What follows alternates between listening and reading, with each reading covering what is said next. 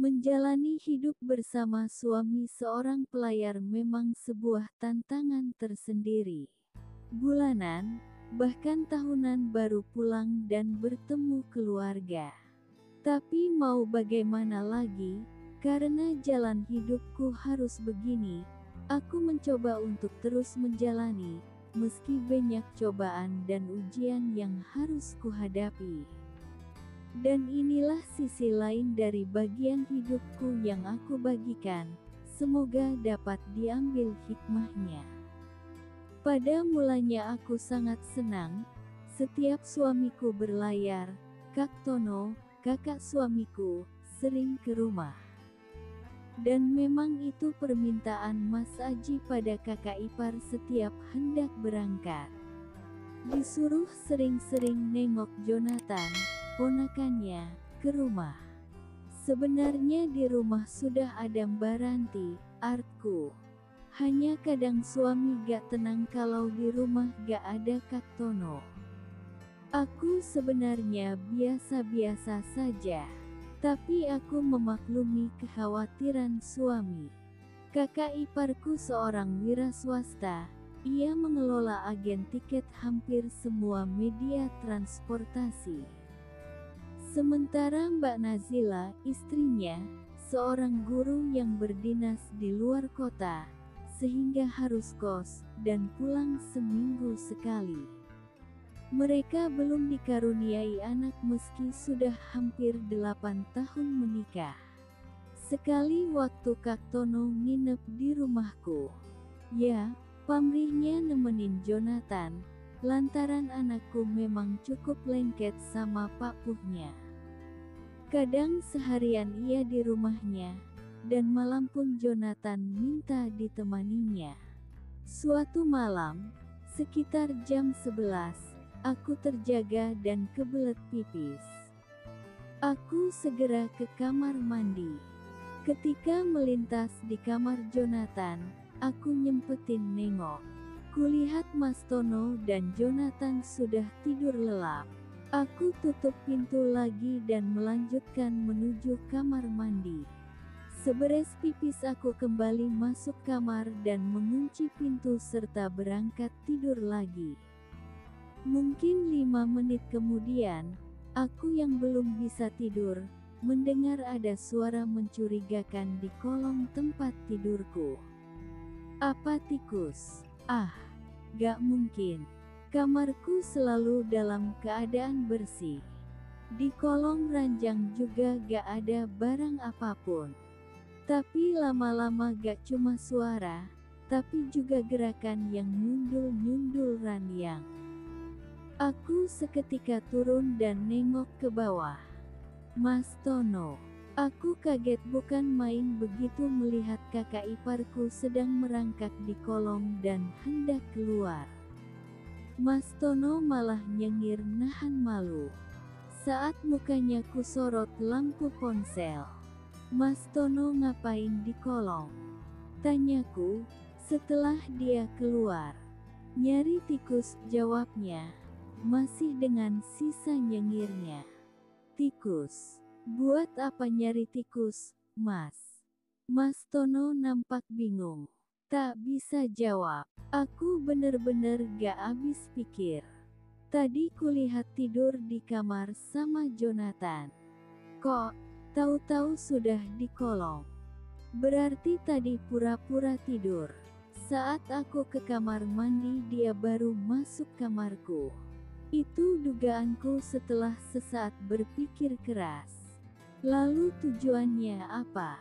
Nyari tikus. Kayaknya kakak iparku sendiri yang mau jadi tikus besar. Di saat aku masih sibuk dengan kebingungan, tiba-tiba Mas Tono menyentuh kedua bahuku. Lalu dengan agak kasar mendorongku. Kontan aku terduduk di tepi ranjang.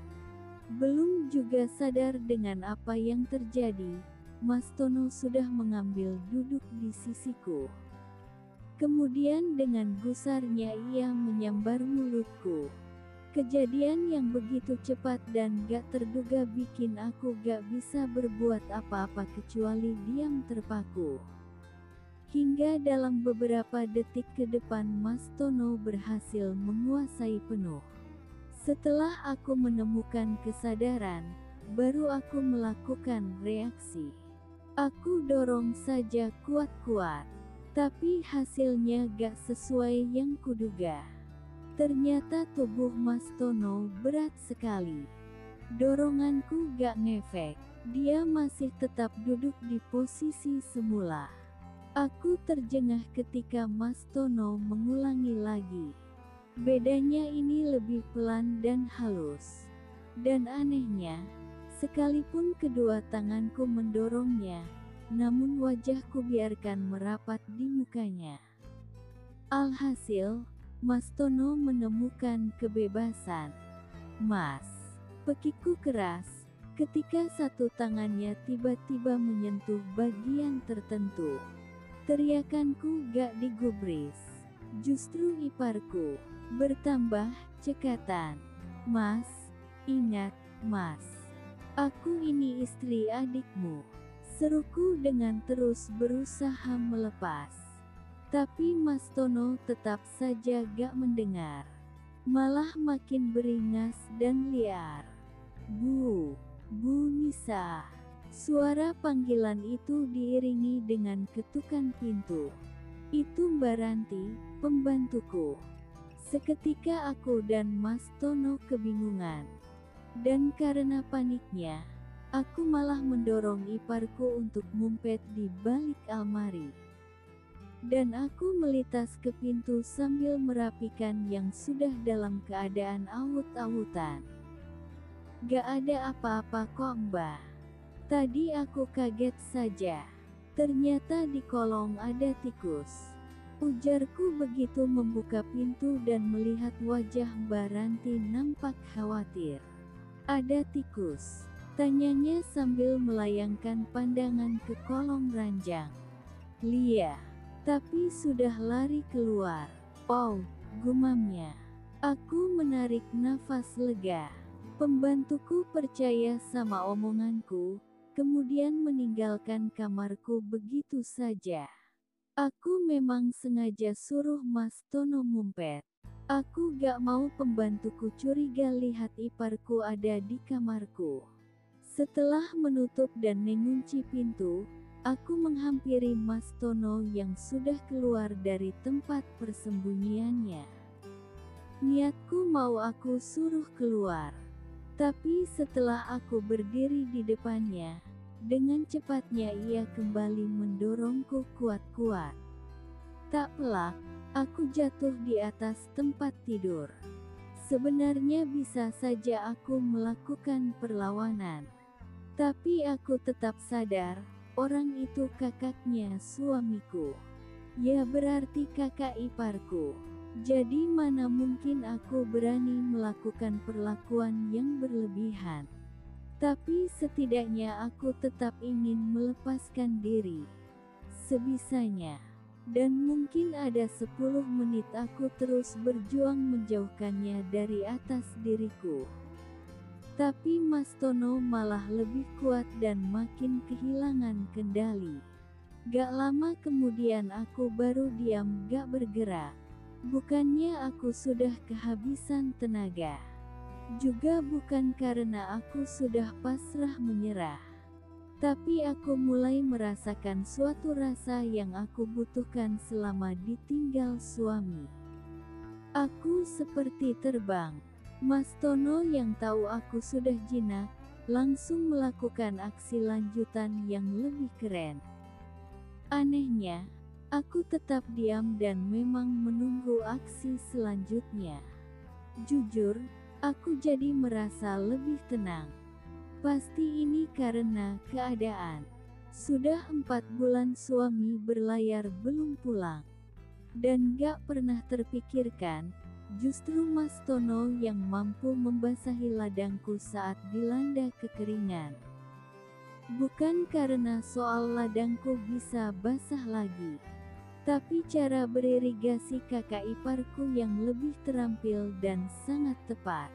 Beda banget dengan suamiku yang terkesan asal-asalan tanpa perhitungan. Memang umur boleh lebih tua, tapi ia punya metode bercocok tanam yang cukup canggih. Dan metode itulah yang bikin aku gak bisa nolak ketika Mas Tono minta mengulang dan mengulang lagi. Aku sudah seperti menjadi ketergantungan, hingga aku sering menyuruhnya untuk datang ke rumah. Suamiku akhirnya tahu, tapi ia malah senang. Sebab taunya Mas Tono sekedar jenguk dan nemenin keponakannya. Padahal nemenin aku juga. Sampai suatu hari, Baranti sempat melihat Mas Tono mencolek pinggulku, saat baru saja Mas Tono datang. Jelas kami kaget karena gak tahu kalau ART-ku itu di belakang kami. Kulihat Baranti malah kelincutan. Kelihatan malu sendiri, paling merasa gak enak sendiri. Tapi aku yakin dia gak mungkin berani ngadu sama suamiku.